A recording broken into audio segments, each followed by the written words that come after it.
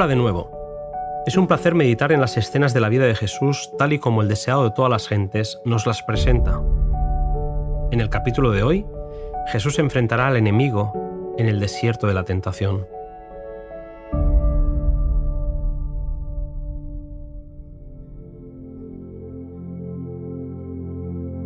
Después del bautismo, Jesús fue impulsado por el Espíritu a apartarse durante 40 días en el desierto.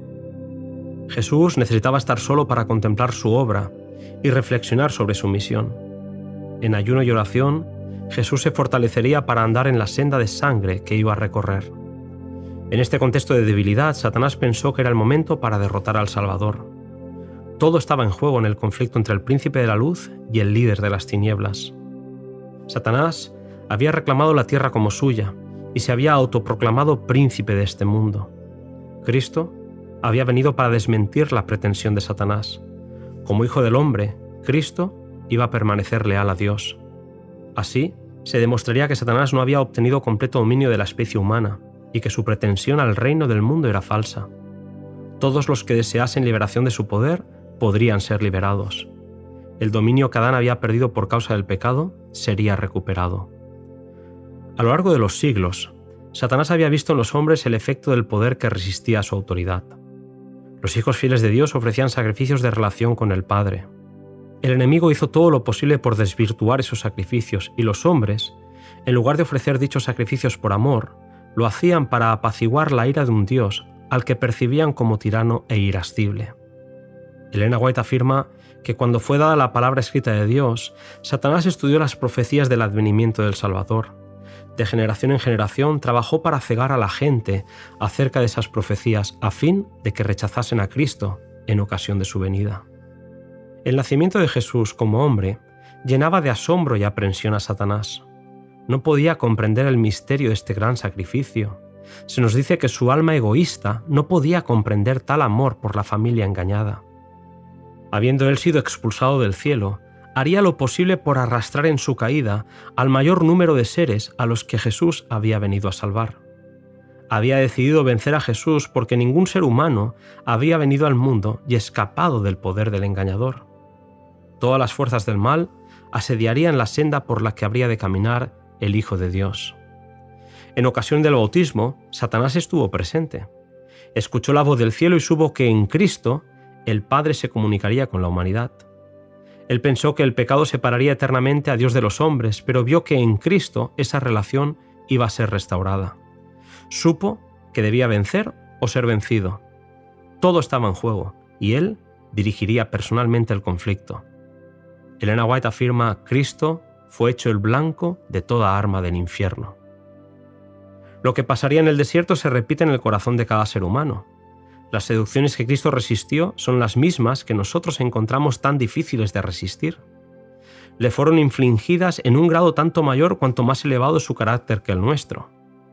Llevando sobre sí el terrible peso de los pecados del mundo, Cristo resistió la prueba del apetito, del amor al mundo y del amor a la ostentación que conduce a la presunción. Estas fueron las tentaciones que vencieron a Adán y a Eva y que tan fácilmente nos vencen a nosotros. Satanás había señalado el pecado de Adán como prueba de que la ley de Dios era injusta, que no podía ser acatada. Jesús habría de reparar el fracaso de Adán en nuestra humanidad. Elena White afirma: cuando Adán fue asaltado por el tentador, no pesaba sobre él ninguno de los efectos del pecado. Gozaba de una plenitud de fuerza y virilidad, así como del perfecto vigor de la mente y el cuerpo. Estaba rodeado por las glorias del Edén y se hallaba en comunión diaria con los seres celestiales. No sucedía lo mismo con Jesús cuando entró en el desierto para luchar con Satanás. Durante 4000 años la familia humana había estado perdiendo fuerza física y mental, así como valor moral, y Cristo tomó sobre sí las flaquezas de la humanidad degenerada. Únicamente así podía rescatar al hombre de las profundidades de su degradación. ¿Cristo podría haber sido vencido por la tentación? Se halló en la posición de Adán para obtener la victoria que Adán dejó de ganar. Si en algún sentido tuviésemos que soportar nosotros un conflicto más duro que el que Cristo tuvo que soportar, Él no podría socorrernos. Pero nuestro Salvador tomó la humanidad con todo su pasivo. Se vistió de la naturaleza humana, con la posibilidad de ceder a la tentación. No tenemos que soportar nada que él no haya soportado. Precisamente donde empezó la ruina, con el tema del apetito, empezaría la obra de la redención. Donde Adán había caído, Cristo debía vencer. Después de 40 días de ayuno, Jesús sintió hambre y el tentador se acercó y le dijo: «Si eres el Hijo de Dios, di que estas piedras se hagan pan». Jesús contestó: «Escrito está, no solo con el pan vivirá el hombre, mas con toda palabra que sale de la boca de Dios».